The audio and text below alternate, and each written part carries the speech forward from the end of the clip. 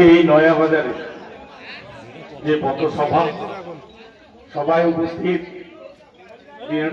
Block 1 এর নেতৃত্ব এবং আমার সামনে যারা বসে আছেন দাদা ও ভাইরা এবং মাইকের আওয়াজ যতদূর যাচ্ছে, যারা দোকানদার আছেন, যারা ক্রেতা আছেন, প্রত্যেককে আমি আন্তরিক অভিনন্দন জানাই। এবারকার ভোটের দুটা প্রধান ইস্যু, এক, আমরা উন্নয়নের পথে থাকবো নাকি ডিটেনশনের পথে যাব।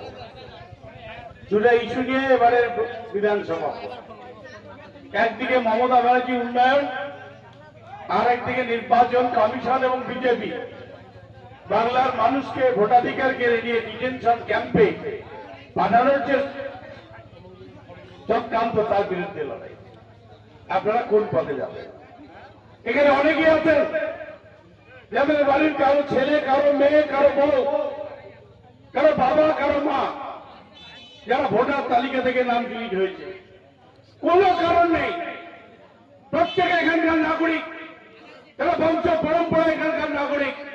তারপরেও চক্রান্ত করে শুধু মিয়া আলী দেখে তাদের নাম বাদ দেওয়া হয়েছে। এর একটা গভীর ষড়যন্ত্র।